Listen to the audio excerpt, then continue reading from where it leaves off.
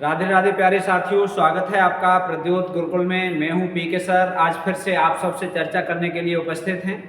आज हम एक बहुत महत्वपूर्ण टॉपिक पर चर्चा करने के लिए आए हैं। आज हम एक प्रश्नोत्तरी लेकर आए हैं, बहुत ही महत्वपूर्ण काल से संबंधित प्रश्नोत्तरी लेकर आए हैं। आज का हमारी चर्चा का विषय है भक्तिकाल। वैसे तो भक्तिकाल बहुत बड़ा है, लेकिन इस समय हमने भक्तिकाल पर आधारित 20 बहुत अच्छे प्रश्न चयनित करके और यहाँ लगाए हुए हैं PDF के रूप में। तो आज हम भक्तिकाल पर चर्चा करेंगे और भक्तिकाल से बहुत सारे प्रश्न बनते हैं और वो सारे प्रश्न आपकी सफलता के लिए महत्वपूर्ण भूमिका निभाते हैं। तो भक्तिकाल को अच्छे से तैयार करेंगे। आज के 20 प्रश्न पढ़ेंगे और उनकी व्याख्या भी जानेंगे और फिर आप सब लोग उन प्रश्नों को नोट भी कर लेंगे, ठीक है। तो आप जितनी भी आपको प्रश्नोत्तरी दी जा रही हैं वो सारी प्रश्नोत्तरी आप नोट करते चलें, एक नोट्स बना लें और उस पर लिखते चलें, ठीक है। परीक्षा में आपके लिए बहुत महत्वपूर्ण साबित होने वाली है ये प्रश्नोत्तरी। आपको जो दिया जा रहा है कंटेंट, वो नंबर 1 कंटेंट है और ये कंटेंट आपकी परीक्षाओं के लिए बहुत महत्वपूर्ण होगा, ठीक है। तो आप सब ऐसे ही जुड़े रहिए, पढ़ते रहिए, तैयारी करते रहिए। ये देखो स्क्रीन पर आपको दिखाई दे रहा है, दिख रहा होगा, सही दिख रहा है। ये देखो, कमेंट करके बता दिया करो, यदि कोई दिक्कत है तो आप कमेंट करके बता दिया करो, सूचित कर दिया करो, ठीक है। सुझाव भी आपके आमंत्रित हैं, सादर आमंत्रित हैं और सुझाव के साथ साथ आपकी शिकायतें भी आमंत्रित हैं, ठीक है। भक्तिकाल पर आधारित ये पहली वीडियो है, ठीक है। हमारी पहली क्लास है, भक्तिकाल पर आधारित पहली प्रश्नोत्तरी है। कुल प्रश्नोत्तरी हम आपको 10 उपलब्ध करा चुके हैं, ये 11वीं प्रश्नोत्तरी है, ठीक है। इस बात को आप ध्यान रखें। प्रद्योत गुरुकुल आप देख रहे हैं, ठीक। पहला प्रश्न, इस पर हम चर्चा करना शुरू करते हैं। पहला प्रश्न क्या है? हिंदी साहित्य में भक्ति आंदोलन का प्रारंभ माना जाता है। हिंदी साहित्य में भक्ति आंदोलन का प्रारंभ कहाँ से माना जाता है, ठीक है। तो हिंदी साहित्य में भक्ति आंदोलन का प्रारंभ आलवार भक्तों से, कबीर से, मीरा से या तुलसी से। आप अपने आप को परखते चलें, अपने प्रश्नों के उत्तर आप नोट करते चलें, कमेंट बॉक्स में भी लिखते चलें कि आपको कौन सा उत्तर सही लग रहा है। इस प्रश्न का, पहले प्रश्न का ए विकल्प सही है, आलवार भक्तों से। अर्थात हिंदी साहित्य में जो भक्ति आंदोलन की शुरुआत हुई है वो आलवार भक्तों से मानी गई है। कहाँ से मानी गई है? आलवार भक्तों से। बहुत महत्वपूर्ण प्रश्न है, आलवार भक्त। अब आलवार कहते किसे हैं, ठीक है। अब ये बताओ आलवार किसे कहते हैं, तो आप यहाँ पर समझ लीजिए, आलवार वैष्णव भक्तों को ही कहते हैं। किसे कहते हैं? वैष्णव, वैष्णव, ठीक है। वैष्णव भक्तों को आलवार कहते हैं। एक बात हम यहाँ पर आपको और बता दें, जो विष्णु का उपासक होता है उसे वैष्णव कहते हैं। जो विष्णु का उपासक होता है उसे क्या कहते हैं? विष्णु का उपासक। अर्थात विष्णु की पूजा करने वाला, विष्णु को मानने वाला, वो कहलाता है वैष्णव। अनेक शब्दों के लिए एक शब्द में भी ये बहुत पूछा जाता है। जो शिव का उपासक होता है, शिव की पूजा करता है या शिव की आराधना करता है, उसे क्या कहते हैं? उसे कहते हैं शैव। शिव के उपासक को क्या कहते हैं? शैव कहते हैं। और जो दुर्गा या शक्ति की उपासना करने वाला होता है, शक्ति की उपासना करने वाला होता है, उसे कहते हैं शाक्त। शक्ति की उपासना करने वाले को क्या कहते हैं? जो शक्ति की उपासना करता है उसे कहते हैं शाक्त, ठीक है। स्मृति को मानने वाला होता है उसे कहते हैं स्मार्त, ठीक है। तो ये कुछ शब्द आपको पता चले तो ये वैष्णव हैं। आलवार जो भक्त हैं वो कैसे हैं? वैष्णव। और इन आलवार भक्तों में, इन जो आलवार भक्त हैं, इन्हें आलवार जो शब्द हैं ये तमिल भाषा का है, ठीक है। आलवार कौन सी भाषा में कहा जाता है? वैष्णवों को तमिल भाषा में, ऐसे समझ लो, वैष्णवों को तमिल भाषा में आलवार कहा जाता है, ठीक है। और शैवों को क्या कहा जाता है? यहाँ पर ये भी जान लीजिए, जो शैव हैं उन्हें क्या कहा जाता है? शैव को कहा जाता है नायनमार, क्या कहा जाता है? नायनमार। और वैष्णव को क्या कहा जाता है? आलवार। ठीक है, तो और इनकी संख्या कितनी है? आलवार भक्तों की संख्या कितनी है? ये भी प्रश्न, अच्छा ये अगला प्रश्न है यहाँ पर बनता है। दूसरा प्रश्न भी यही देख लो, आलवार भक्तों की संख्या कितनी है? आलवार भक्तों की संख्या कितनी है बताइए? 9, 12, 84 या 10? चलो ये विकल्प छूट गया है लिखने में। कितनी संख्या है आलवार भक्तों की? तो आलवार भक्तों की संख्या 12 है। बी विकल्प सही है। आलवार भक्त कितने हैं? 12 भक्त हैं। और 9 क्या है? 9 नाथ हैं। 9 क्या है? नाथ। ठीक है, याद रखेंगे, गोरखनाथ वाला जो नाथ संप्रदाय है उसमें 9 नाथ हैं। और 84 क्या है? सिद्ध हैं। 84 क्या है? सिद्ध हैं। ये संख्याएं परीक्षाओं में बार बार रिपीट होती हैं, बार बार पूछी जाती हैं कि सिद्धों की संख्या कितनी है बताइए, तो 84 है। नाथों की संख्या कितनी है तो बताओ 9 है। अच्छा, पहले नाथ कौन से माने जाते हैं? पहले नाथ माने जाते हैं, उन पहले नाथ को कमेंट बॉक्स में लिखो। ठीक है, पहले नाथ कौन से माने जाते हैं? तो ये आपको पहला और दूसरा प्रश्न आपका कंप्लीट हुआ। ठीक है, आलवार भक्त कितने हैं? 12 हैं। ठीक, बहुत बढ़िया, बहुत शानदार। ऐसे ही उत्तर देते रहो, ऐसे ही उत्तर देते रहो। ठीक है, उत्तर लगातार आप दे रहे हैं, बहुत अच्छा। चैनल के प्रति आप स्नेह दिखा रहे हैं, प्रेम दिखा रहे हैं, बहुत अच्छा। ऐसे ही लोगों को शेयर भी करते रहो। ठीक है, और इन्होंने लगभग 4000 पद लिखे हुए हैं, चाहो तो उसे भी नोट कर लो। आलवार भक्तों के 4000 पद मिलते हैं। कितने पद मिलते हैं? 4000। और संकलन उनका क्या है? दिव्य प्रबंधम। यदि संकलन चाहो तो वो भी नोट कर लो। वैसे हम दिव्य प्रबंधम, बाकी विस्तार से पढ़ेंगे तब तो सब विस्तार से पढ़ेंगे ही, यदि कोर्स पढ़ेंगे पूरा तो। ठीक है, नहीं तो आप इतना अभी नोट कर लीजिए। अब बढ़ते हैं आगे। ठीक है, 2 प्रश्न हो गए, तीसरा देखते हैं। ठीक, ये है तीसरा। स्पेस है, पर्याप्त स्पेस है, कोई दिक्कत नहीं है, ज़्यादा स्पेस की ज़रूरत भी नहीं है। ये है, दक्षिण भारत की मीरा किसे कहा जाता है? बहुत शानदार प्रश्न।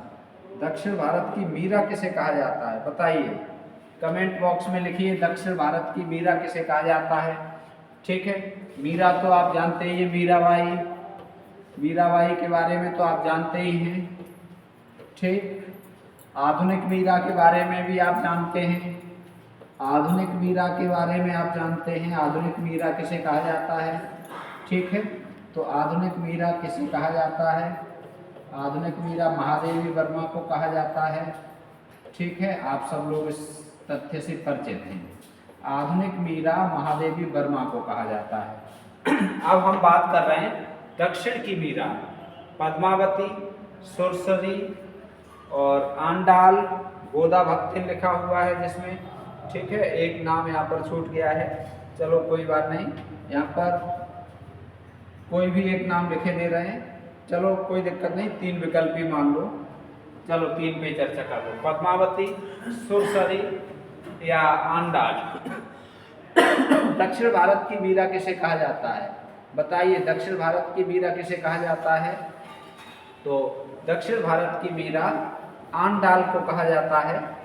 ठीक, आंडाल तमिल में नाम था इनका, जो गोदा भक्तिन के नाम से प्रसिद्ध थी, या गोदा भक्तिन के नाम से आए तब भी एक ही बात है, और आंडाल के नाम से आए तब भी एक ही बात है। ठीक है, ये कौन थी ये आपको पता होना चाहिए, आलवार भक्त थी। ठीक है, आलवार भक्त थी, गोदा नाम था इनका। ठीक, ध्यान रखेंगे, आलवार भक्त थी और गोदा नाम था इनका, आंडाल से इन्हें पुकारा जाता था। तो ये तीसरे प्रश्न का डी विकल्प सही है। बहुत महत्वपूर्ण प्रश्न है, आप नोट रखेंगे इस प्रश्न को। ठीक, चलिए अब आगे बढ़ते हैं। ये देखो, बहुत शानदार प्रश्न आ गया आपकी स्क्रीन पर। नंबर 1 का प्रश्न है, नंबर 1, बहुत शानदार प्रश्न। देखिए, सुमेलित नहीं है, नहीं को हमने बोल कर लिया। आप बताइए, रामानुजाचार्य, कांचीपुर। ठीक है, कांची में इनका जन्म हुआ था। मध्वाचार्य, जन्म स्थान लिखे हुए हैं, बेलारी में हुआ था, बेलीग्राम में हुआ था, निम्बार्काचार्य, इनका जन्म बेलारी में हुआ था। बताइए सही है या गलत है। वल्लभाचार्य का जन्म नवद्वीप में हुआ था। एक तरफ जन्म स्थान है, एक तरफ आपके ये महापुरुष हैं या आपके जो भी आचार्य हैं उनके नाम दिए हुए हैं। बताइए कौन सा सुमेलित नहीं है। तो रामानुजाचार्य का बिल्कुल सुमेलित है, मध्वाचार्य का भी सुमेलित है, ये भी सुमेलित है, अर्थात डी विकल्प सुमेलित नहीं है। वल्लभाचार्य का नवद्वीप में नहीं हुआ था। वल्लभाचार्य का जन्म कहाँ हुआ था? चंपारण में। ठीक है, चंपारण या चंपारण ये कहाँ पर है? ये बनारस में। ठीक, और अब यहाँ नवद्वीप लिखा है, तो नवद्वीप में किनका जन्म हुआ था? नवद्वीप में किनका जन्म हुआ था ये भी जान लें। यहाँ हुआ था चैतन्य महाप्रभु का। किनका जन्म हुआ था? चैतन्य महाप्रभु का। बहुत बढ़िया, शानदार। आप लिखते रहा करो, कमेंट बॉक्स में आप उत्तर देते रहा करो, जिससे पता लगता रहे कि आप तैयारी अच्छे से कर रहे हैं, आपकी तैयारी भी पता लगती रहे। ठीक है, तो ये महत्वपूर्ण प्रश्न हो गया तीसरा। आइए देखते हैं चौथा प्रश्न। ये आ गया, ये देखो बहुत शानदार प्रश्न ये है। चौथा प्रश्न, चलिए चौथा प्रश्न है, इसका उत्तर बताइए। सिकंदर लोदी द्वारा कबीर पर किए गए अत्याचारों का उल्लेख कौन से ग्रंथ में मिलता है? सिकंदर लोदी द्वारा कबीर पर किए गए अत्याचारों का उल्लेख कौन से ग्रंथ में मिलता है? बताइए। कबीर बाज भी, कपोत भी, पपीहा भी, कबीर परिचयी, कबीर या ये सभी? तीनों ग्रंथों में मिलता है या किसी एक में मिलता है? पीजीटी 2013 में एक परीक्षा हुई थी जो यूपी में, उसमें ये प्रश्न पूछा गया था कि कबीरदास को जंजीरों में बांधकर गंगा में किसने डुबोया था? किसके द्वारा डुबोया गया था? तो उसका नाम है, जिसने कबीरदास को जंजीरों में बांध के, ऐसा प्रसंग मिलता है कि सिकंदर लोदी ने। अब यहाँ पर एक प्रश्न ये बनता है, कबीरदास के गुरु कौन थे? आप जानते हैं, सब जानते हैं। कौन थे? रामानंद जी। ठीक है, रामानंद के कितने शिष्य थे ये भी आप जानते हैं, 12 शिष्य थे। आकाश धर्मा गुरु रामानंद को किसने कहा है ये भी आप जानते हैं, हजारी प्रसाद द्विवेदी जी ने कहा है, आकाश धर्मा गुरु। ठीक है, रामानंद को आकाश धर्मा गुरु किसने कहा है? हजारी प्रसाद द्विवेदी ने कहा है।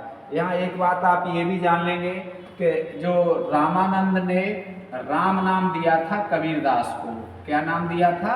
राम। और रामानंद के राम और कबीरदास के नाम राम अलग अलग हो गए बाद में। रामानंद जिस राम की चर्चा करते हैं वो राम, जो राम हैं वो अयोध्यावासी राम की चर्चा करते हैं, और फिर कबीरदास जी जिन राम की चर्चा करते हैं वो निर्गुण निराकार ब्रह्म को ही राम नाम देते हैं। ठीक है, तो ये कुछ बातें आपको यहाँ हमने बताई। अब हम बात कर रहे थे कि 2013 में प्रश्न पूछा गया था। अब यहाँ कबीरदास के गुरु रामानंद थे, इनके साथ साथ जो मुस्लिम हैं वो कबीरदास के गुरु मानते हैं शेख तकी थे, शेख तकी थे। ठीक है, हमने एक दिन एक प्रश्न दे रखा था आपको कम्युनिटी पोस्ट में, तो हमने उसमें लिखा हुआ था कि मुस्लिमों के अनुसार कबीरदास के गुरु कौन थे। तो एक भाई साथी, विद्वान साथी थे, उन्होंने कमेंट किया कि लोगों को क्यों पागल बना रहे हो, कबीरदास के गुरु तो रामानंद थे और आप कह रहे हो कि शेख तकी थे। तो हमने ये कमेंट में उनका जवाब दिया कि भाई ऐसा है, ये तो सब जानते हैं, इसे आप जानो थोड़ा सा, और आप और पढ़ो और जानकारी लो तो आपको पता लगेगा। बहुत सारी चीज़ें होती हैं हम नहीं जानते हैं, लेकिन फिर भी जब भी कमेंट करें तो कमेंट करने से पहले ये सोच लें कि हम अपनी बात नहीं कर रहे हैं। कहीं भी यदि किसी की कमी आपको लग रही है तो पहले खुद को परख लें, कहीं ऐसा ना हो हम खुद ही गलत बोल रहे हो। तो शेख तकी मुस्लिमों के अनुसार इनके गुरु थे शेख तकी। अब शेख तकी सिकंदर लोदी के भी गुरु थे। देखो शेख तकी जो थे, वैसे तो हम लोग विस्तार से पढ़ेंगे जब कबीरदास पढ़ेंगे तब। शेख तकी के एक शिष्य कौन थे? कबीर। ठीक है, और शेख तकी के एक शिष्य कौन थे? सिकंदर लोदी। अब जो सिकंदर लोदी थे ये दिल्ली के शासक थे। परीक्षा में ये भी प्रश्न आता है कि कबीरदास किनके समकालीन थे, तो कबीरदास सिकंदर लोदी के समकालीन थे। अब शेख तकी ने अपने इस शिष्य से कहा कि ये वाला शिष्य है, ये मुस्लिमों के विरोध में बहुत बोलता है, इसे थोड़ा सा ठीक कर दो। और भी बहुत सारे प्रसंग मिलते हैं, उन पर हम चर्चा करेंगे। तो इन्होंने आदेश दिया था कि कबीर को क्या करना है। तो ये प्रश्न आया था 2013 पीजीटी में, ठीक है, किन के कहने पर। तो 2013 पीजीटी यूपी में आया था, बहुत शानदार प्रश्न है, तो आप याद रखेंगे। सिकंदर लोदी द्वारा कबीर पर किए गए अत्याचारों का वर्णन मिलता है कबीर परिचयी में। बी विकल्प सही है। कौन से ग्रंथ में मिलता है? कबीर परिचयी में। अब ये कबीर परिचयी के लेखक कौन हैं? आप इसका स्क्रीनशॉट ले लीजिए, फिर हम यहाँ लिख रहे हैं कबीर परिचयी के लेखक कौन हैं। अब ये भी बता दीजिए यहाँ पर कबीर परिचयी के लेखक कौन हैं, ये भी आपको बहुत महत्वपूर्ण रचना है, ठीक है। कबीर परिचयी के लेखक कौन हैं? अनंता दास, ठीक।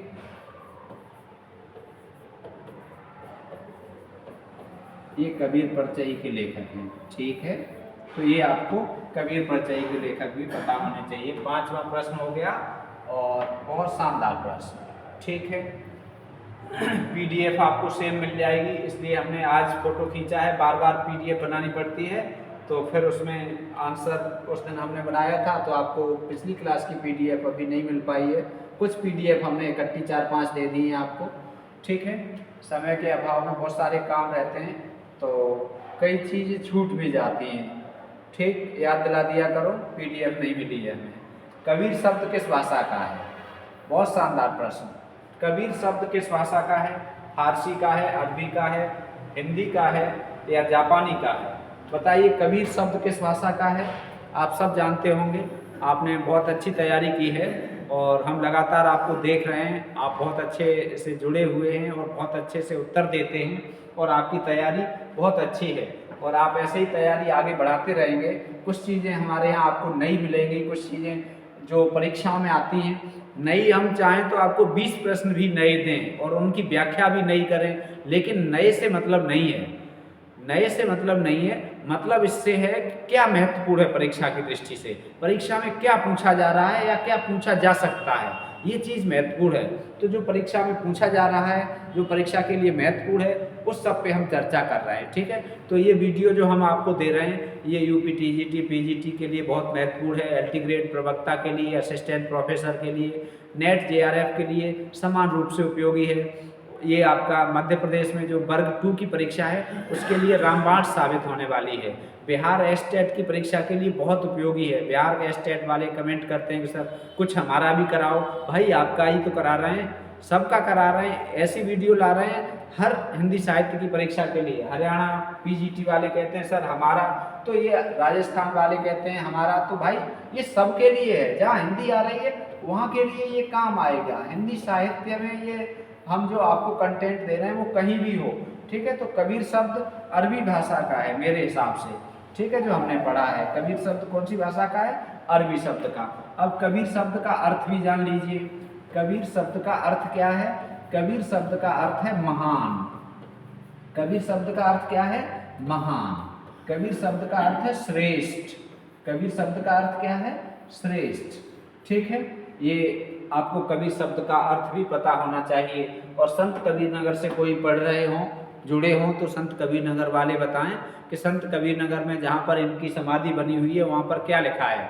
इनकी समाधि पर संत कबीर नगर में लिखा हुआ है, हमन का इश्क मस्ताना, हमन को होश यारी क्या, हमारा यार हम में है, हमें दुनिया से यारी क्या, ठीक है।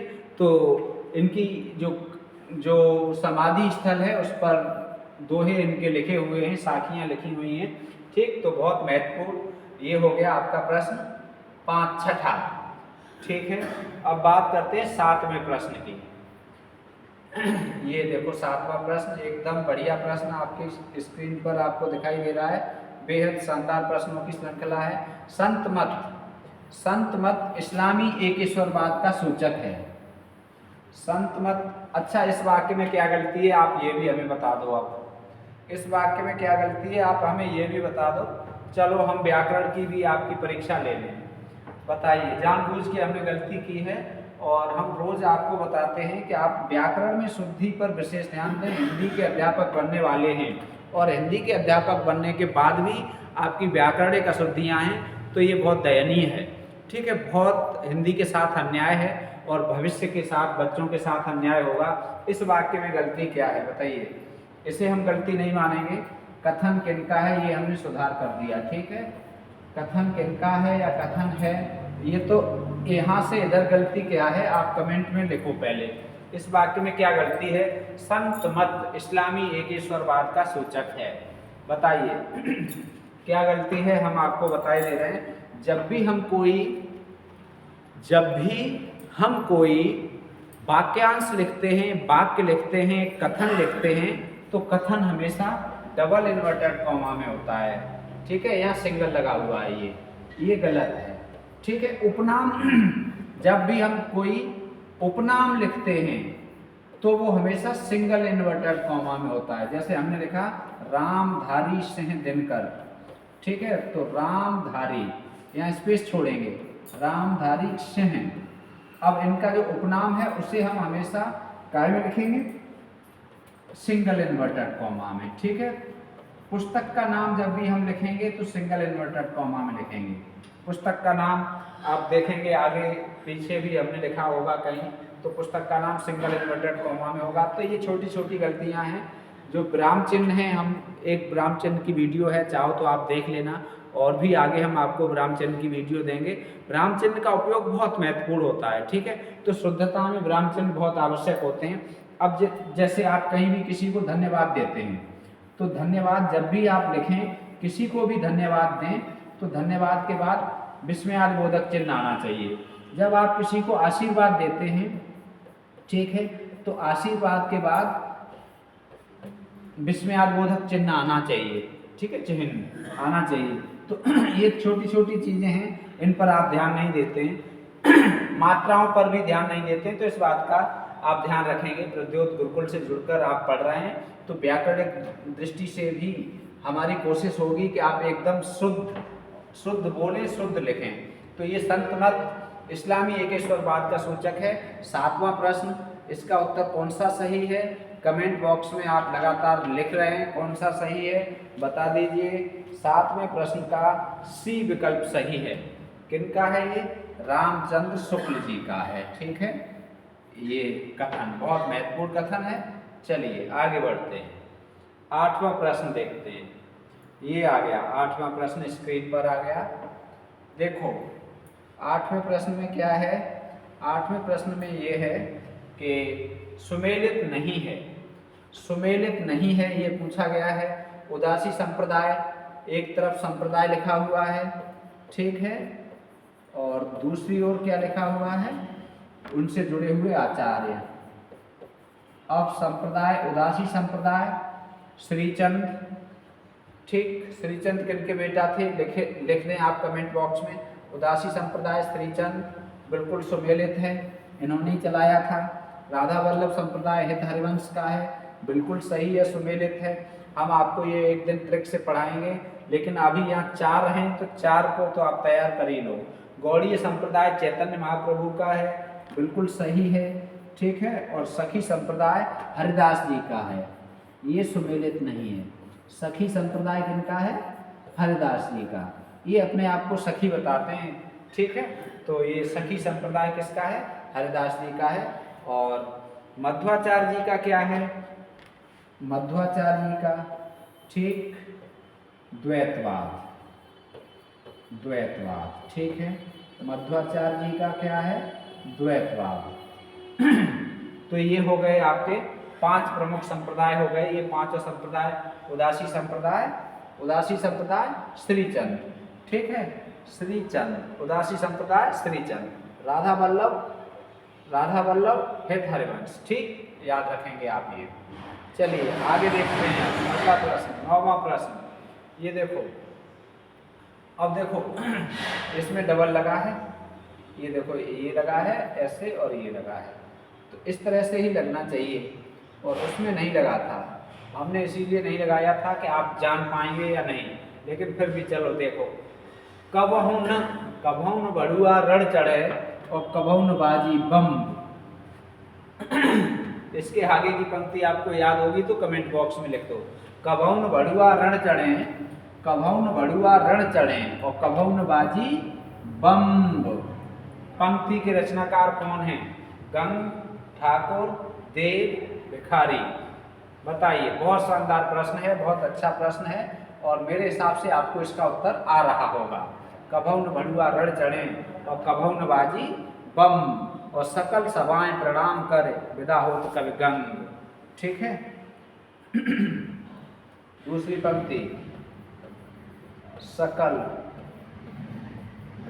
सभाएं प्रणाम करें, प्रणाम करें विदा होत कवि गंग, विदा होत कवि गंग। हाथी से कुचलवा के मरवा दिया था। ठीक है। तो ये गंग की पंक्ति है। किनकी पंक्ति है? कवि गंग की। ठीक है। तुलसी गंग दो भये सो कवि न के सरदार, तुलसी गंग दो भये सो कवि न के सरदार और जिनकी भाषा में मिले भाषा विविध प्रकार। ठीक है। तो ये भिखारी दास का कथन है जो हमने बताया आपको। देव इटावा के रहने वाले थे। ठाकुर ठसक ठाकुर की महत्वपूर्ण रचना है और ये हो गए गंग। ठीक है। अभी इतनी चर्चा करेंगे और प्रश्नों पे भी चर्चा करनी है। आगे चलते हैं। ये देखो बहुत शानदार प्रश्न, देखो भाई देखो, स्क्रीन पे कितना अच्छा लग रहा है ब्लैक कलर में। ये है। बताइए, ये बताइए 10वां प्रश्न। मीरा का काव्य कथन बहुत गलत होते हैं लोगों के।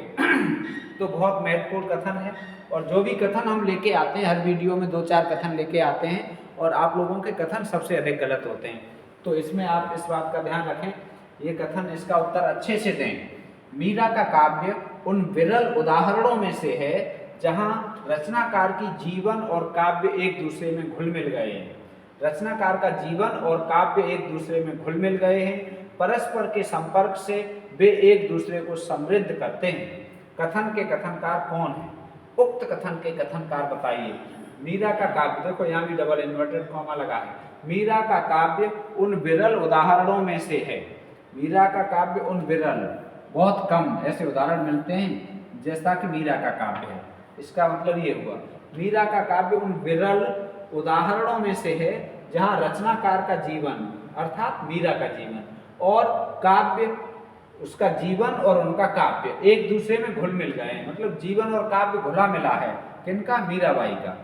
परस्पर के संपर्क से वे एक दूसरे को समृद्ध करते हैं। उनका जीवन उनके काव्य को समृद्ध कर रहा है और उनका काव्य उनके जीवन को समृद्ध कर रहा है।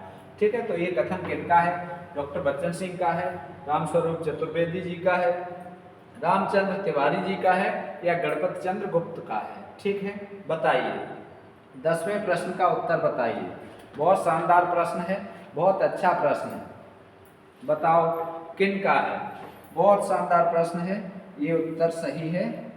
नहीं, बी विकल्प सही है। ये तो गलत है, ये भी गलत है और रामस्वरूप चतुर्वेदी का है।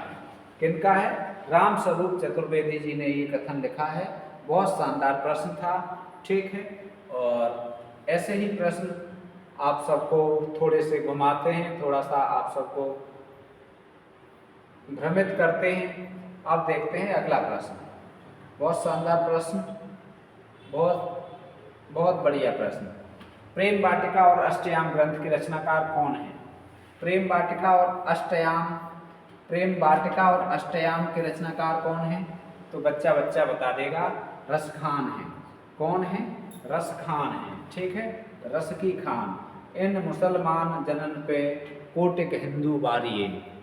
इन मुसलमान हर जनन पे कोटिक हिंदू बारिये। ये कथन है भारतेंदु हरिश्चंद्र का। किनके संबंध में है? वो रसखान के संबंध में है। ठीक है। ये बहुत पूछा जाता है। और मानुष हो तो वही रसखान, गोकुल नंद के ग्वारन, बहुत बढ़िया सवैया सवैया इन्होंने लिखे हैं अच्छे अच्छे। ठीक है, आगे बात करेंगे। ये महत्वपूर्ण पंक्ति है इनकी। तो प्रेम वाटिका इनका बहुत अच्छा ग्रंथ है। ठीक है, चलिए आगे बढ़ते हैं। ये देखो 12वां प्रश्न आपकी स्क्रीन पर है। 12वां प्रश्न देखते हैं कौन सा उत्तर सही है। कमेंट भी करते रहो, साथ के साथ बताते भी रहो। मीरा के काव्य के विषय में यह कथन किसका है? इसका मतलब सीधे सीधे हमने पहले आपको बता दिया, मीरा के संबंध में है। कई बार ये भी पूछा जाता है कि उक्त कथन किन के संबंध में है। तो क्या है, यहाँ से देखो, भौतिक प्रेम असफल होकर अध्यात्मोन्मुख हुआ है और क्रमशः रूप में आराध्य से अरूप के प्रति अग्रसर होता हुआ विरह गर्भित होकर शांति के वातावरण में लीन हो गया है। बहुत अच्छा कथन, बहुत श्रेष्ठ कथन, बहुत शानदार कथन और वेरी इंपॉर्टेंट कथन। और किनके बारे में कथन है ये? मीराबाई, माँ मीरा। ठीक है, मेरो तो गिरधर गोपाल दूसरो ना कोई। मीराबाई के पद बहुत पूछे जाते हैं, मीराबाई की पंक्तियाँ बहुत पूछी जाती हैं। मीराबाई को आप अच्छे से पढ़ेंगे, ये वही मीराबाई हैं। इनके परिवार वालों ने इन्हें बहुत कष्ट दिए थे। कहा जाता है कि इन्हें मारने के लिए एक टोकरी में सर्प बंद करके भेज दिया था और ये कह दिया था कि जाओ उन्हें देखे आओ, कि कह देना ये पुष्प हैं इसमें। जब उनके पास टोकरी गई, उन्होंने टोकरी खोली तो उसमें सर्प की जगह पुष्प हो गए, पुष्प बने। ऐसा द्वारकाधीश की कृपा हुई। इन्हें मारने के लिए जहर भी दिया गया था तो वो भी अमृत हो गया, जहर भी पी गई है। तो मीरा के काव्य के विषय में यह कथन किनका है? भौतिक प्रेम असफल होकर अध्यात्मोन्मुख हुआ है। भौतिक प्रेम कैसा हुआ है? असफल। सांसारिक प्रेम, भौतिक का मतलब सांसारिक, सांसारिक प्रेम असफल होकर अध्यात्म की ओर उन्मुख हुआ है। अध्यात्म धन उन्मुख, अध्यात्म धन उन्मुख कौन सी संधि होगी? अध्यात्म धन उन्मुख। संधि भी बता दो, चलो। अध्यात्म धन उन्मुख, संधि का नाम बताओ क्या होगा? ठीक है, तो अध्यात्म धन उन्मुख, अध्यात्म की ओर उन्मुख हुआ है।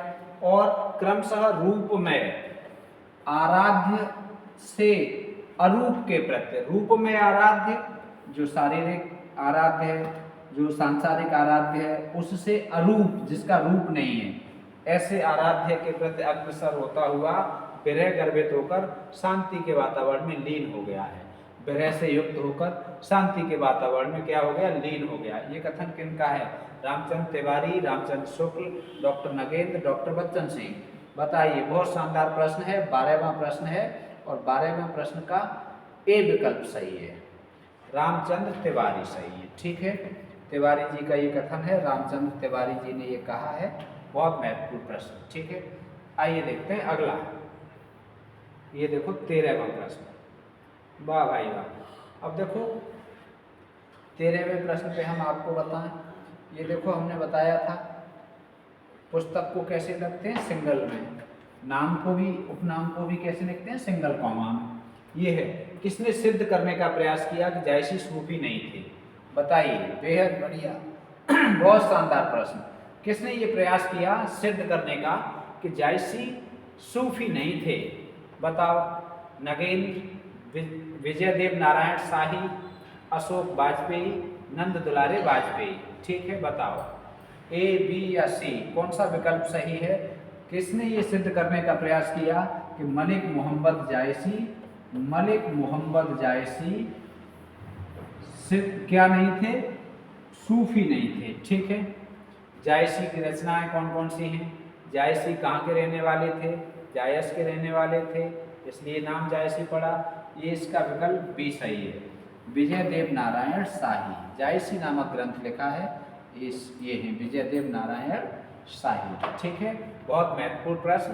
इनका प्रयास ये हुआ है, ये सिद्ध करने की कोशिश की है कि जायसी सूफी नहीं थे। अगला देखते हैं। ये देखो बहुत बढ़िया प्रश्न स्क्रीन पर आपका 14वां प्रश्न। ठीक है, 14वां प्रश्न है। 14वां प्रश्न, कदाचित वे हिंदी के पहले कवि हैं जिन्होंने फारसी के लैला मजनू आख्यान को लेकर ग्रंथ लैला मजनू की रचना की। डॉक्टर नगेंद्र का यह कथन किसके संबंध में है? अब इस कथन के लेखक पूछे जाते तो ये डॉक्टर नगेंद्र हैं। अब डॉक्टर नगेंद्र तो यहाँ लिखा है, अर्थात एक प्रश्न तो आपको यही मिल गया कि ये डॉक्टर नगेंद्र का कथन है। ठीक है, तो कदाचित वे हिंदी के पहले कवि हैं जिन्होंने फारसी के लैला मजनू आख्यान को लेकर लैला मजनू ग्रंथ की रचना की है। देखो सिंगल कॉमा में लिखना है लैला मजनू।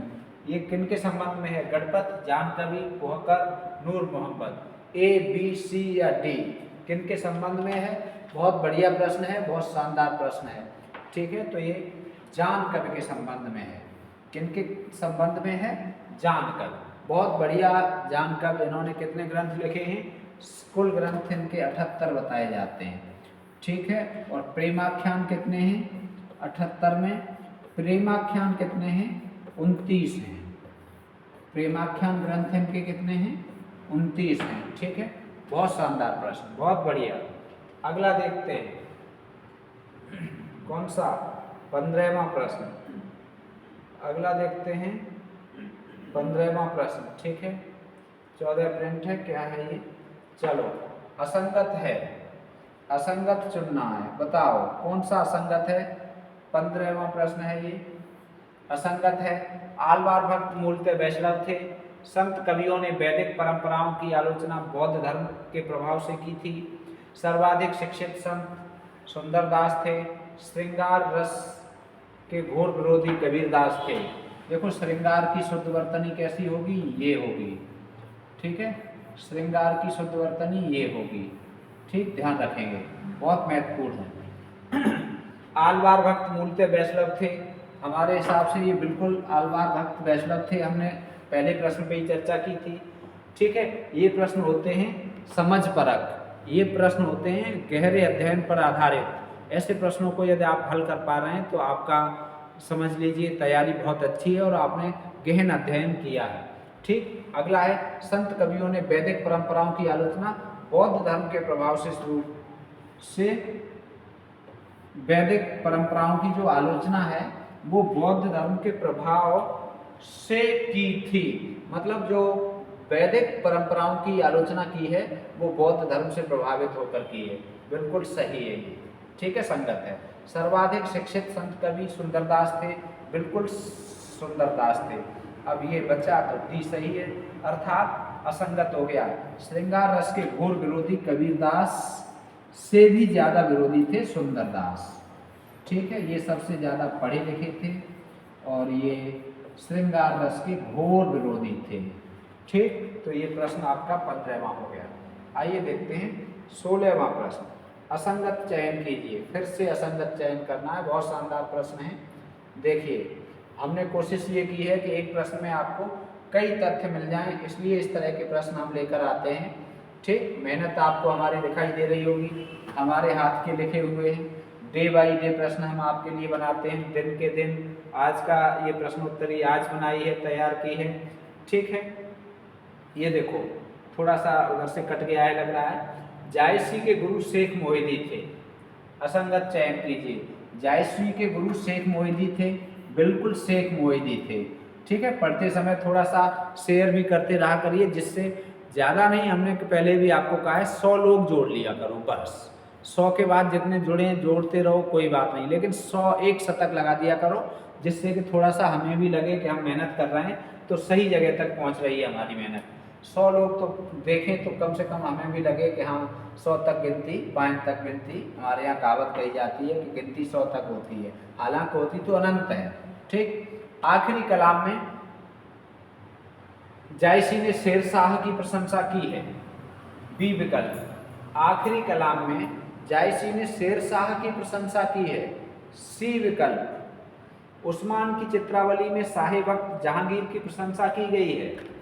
बहुत शानदार प्रश्न, बताइए। बहुत शानदार प्रश्न, बहुत बढ़िया प्रश्न है, बोलो। ठीक है, और चौथा है जायसी के पद्मावत में 7 अर्धालियों के बाद एक दोहा रखा गया है। बहुत शानदार 4 तथ्य आपको वेरी इंपॉर्टेंट परीक्षा के लिए मिल रहे हैं। जायसी के गुरु शेख मोहिदी थे। बिल्कुल सही है, संगत है। आखिरी कलाम में जायसी ने शेर शाह की प्रशंसा की है? बिल्कुल नहीं की है, बाबर की है, बाबर की, ध्यान रखेंगे। किनकी की है? बाबर की। तो ये प्रश्न का बी विकल्प सही हो गया। उस्मान की चित्रावली में शाही वक्त जहांगीर की प्रशंसा है? बिल्कुल है। जायसी की पद्मावत में 7 अर्धालियों के बाद एक दोहा है, 7 अर्धाली उसके बाद एक दोहा है, ठीक है, उसके बाद एक दोहा है। और इनसे पहले वालों ने क्या किया था? 5 के बाद एक दोहा रखा है। तो ये ध्यान रखेंगे, कंफ्यूज नहीं होंगे। 7 अर्धालियों के बाद एक दोहा है। ये 16वें प्रश्न का हो गया, 16वें प्रश्न का हो गया बी विकल्प सही। अब देखो 17वां प्रश्न, अब देखो 17वां प्रश्न, पद्मावत की रचना कब हुई? पद्मावत की रचना कब हुई? तो पद्मावत की रचना ये बहुत पूछी जाती है। ए विकल्प इसमें सही है, 1540 ईस्वी में हुई है, ठीक है। कब हुई है? 1540 ईस्वी में हुई है। अगला है, ये देखो, ये देखो, वाह भाई वाह, बहुत शानदार प्रश्न। इस तरह के प्रश्न आपको परीक्षा में अवश्य देखने को मिलते हैं। आरोही क्रम में व्यवस्थित कीजिए, अर्थात ये 4 संत कवि दिए हुए हैं, पहले कौन से जन्मे, उसके बाद किनका जन्म हुआ, उसके बाद किनका जन्म हुआ, इस तरह से आप लगाएंगे, क्रम से लगा लो। यदि आपको जीवन इनका जन्म काल पता है तो आप लगा पाएंगे, अन्यथा नहीं लगा पाएंगे, ठीक है। जन्म काल के हिसाब से लगाओ। सबसे पहले कौन थे? कबीर, नानक, रैदास, सुंदरदास। रैदास, कबीर, नानक, सुंदरदास। सुंदरदास, कबीर, नानक, रैदास। कबीर, रैदास, नानक और सुंदरदास। बहुत बढ़िया प्रश्न है, बहुत शानदार प्रश्न है। 18वां प्रश्न है, बताओ कौन सा विकल्प सही है, ए, बी, सी या डी? बताइए। हमारे हिसाब से तो कबीर, ठीक है, रैदास, नानक और सुंदरदास, ये है। अब इनकी जन्म तिथि आप कमेंट बॉक्स में लिखेंगे। रैदास की जन्म तिथि, जन्म और मृत्यु समय कमेंट बॉक्स में लिखेंगे। ये आपका होमवर्क है, ठीक है, और ये आपका होमवर्क है। ये हमने बता दिए, डी विकल्प सही है। कबीर सबसे पहले हुए, उसके बाद रैदास, नानक और सुंदरदास, ठीक है। तो इनकी जन्म तिथि आप कमेंट बॉक्स में लिख दीजिए। चलो अब देखते हैं 19वां प्रश्न। बहुत बढ़िया प्रश्न, देखो आपकी स्क्रीन पर दिखाई दे रहा है आपको, शानदार प्रश्न है। देखिए क्या है शानदार प्रश्न। असंगत है, असंगत है। संत काव्य का प्रधान रस शांत रस है। बीजक का संकलन धर्मदास ने किया। ज्ञान समुद्र के रचनाकार सुंदरदास हैं। रत्नसेन मेवाड़ का राजा था। बताइए कौन सा असंगत है? 3 संगत हैं, एक असंगत है। कमेंट करके बताओ कौन सा संगत है, कौन सा असंगत है। बताते रहा करो, ठीक है। समय का अभाव है इसलिए जल्दी से हम करे ले रहे हैं इन प्रश्नों को हल। संत काव्य का प्रधान रस शांत रस है, बिल्कुल संगत है, ठीक। दूसरा है बीजक का संकलन धर्मदास ने किया है, ये भी बिल्कुल संकलित है, बिल्कुल संगत है। ज्ञान समुद्र के रचनाकार, ठीक है, ज्ञान समुद्र के रचनाकार सुंदरदास हैं, ठीक हैं। रत्नसेन मेवाड़ का राजा था, बिल्कुल नहीं था, ये असंगत है, अर्थात डी विकल्प सही है। तो फिर ये कहाँ का था? चित्तौड़ का था। कहाँ का राजा था ये? चित्तौड़ का, ठीक है, रत्नसेन। और इसे प्राप्त करने के लिए सिंघल द्वीप कहाँ गया था ये? पद्मावती को प्राप्त करने के लिए, ठीक है। अगला प्रश्न, लास्ट अंतिम प्रश्न, आज की प्रश्नोत्तरी का अंतिम प्रश्न। बहुत शानदार प्रश्न, सुमेलित नहीं है। इनका जन्म अकबर के समय में हुआ और निधन औरंगजेब के शासनकाल में हुआ, ठीक। दादू रज्जब और सुंदरदास दादू के शिष्य थे। तुलसीदास कबीर को संत मानने को तैयार नहीं थे। गुरु गोविंद सिंह का जन्म पटना में हुआ था। वाह भाई वाह, बहुत बढ़िया प्रश्न, शानदार प्रश्न। बताओ कौन सा सही है, बताओ कौन सा सही है, ए, बी, सी या डी? ए, बी, सी या डी? बहुत शानदार प्रश्न। आपको एक प्रश्न में कई तथ्य मिलते हैं। इनका जन्म अकबर के समय में हुआ और निधन औरंगजेब के समय में हुआ। दादू का, ये सही है या गलत? बिल्कुल गलत है, दादू का नहीं। फिर किनका हुआ? मलूक दास का। किनका हुआ? मलूक दास का। और मलूक दास का जैसे ही नाम आए आपको आलसियों का कीड़ा, ठीक है, आलसियों का महामंत्र याद आ जाना चाहिए। आलसियों का महामंत्र किसे कहा जाता है? आलसियों का महामंत्र किसे कहा जाता है? बोलो, किसे कहा जाता है आलसियों का महामंत्र? आलसी के लिए इन्होंने बहुत अच्छी बात लिख दी। कौन सी? अजगर करे न चाकरी, पंछी करे न काम, दास मलूका कहे गए, सबके दाता राम। अजगर नौकरी करने नहीं जाता, फिर भी भूखों नहीं मरता। अजगर करे न चाकरी, पंछी करे न काम, पक्षी कहीं काम करने नहीं जाता, कोई काम नहीं करता, फिर भी भूखों नहीं मरता। और दास मलूका कहे गए, सबके दाता राम। मलूक दास जी कह गए कि सबके दाता राम है, जन्म दिया है तो वो क्या गए आपको खाने को भी देंगे। लेकिन ऐसा नहीं है।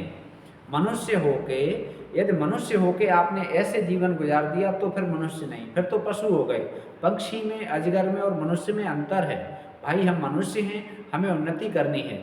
कुछ लोग ये कहते हैं अरे नौकरी नहीं लगेगी तो क्या भूखों मरेंगे? नौकरी करते हैं, वो भी 2 रोटी खाते हैं, दाल रोटी खाते हैं, हम भी दाल रोटी खाते हैं। ये तो बात ठीक है, दाल रोटी खाते हैं, लेकिन नौकरी सब कुछ नहीं है। लेकिन फिर भी उन्नति तो करनी चाहिए जीवन में, उन्नति के प्रयास तो करने चाहिए जीवन में। स जातो ये न जाते न याते वंश समुन्नतम, परिवर्तन संसारे मृत को वा न जायते।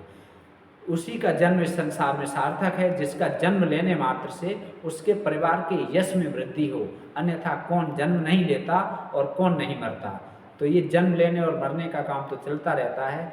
ऐसा काम करो कि आपके परिवार के यश में वृद्धि हो, कि उनके लड़के ने देखो नौकरी प्राप्त की है, टीजीटी में चयन हुआ है, टॉप 10 में फर्स्ट रैंक आई है, सेकंड रैंक आई है, उनकी लड़की, उनकी बहू, उनका भाई, उनकी बहन, इस तरह से आपके बारे में यश फैले तो ठीक है जन्म, अन्यथा जन्म बेकार है।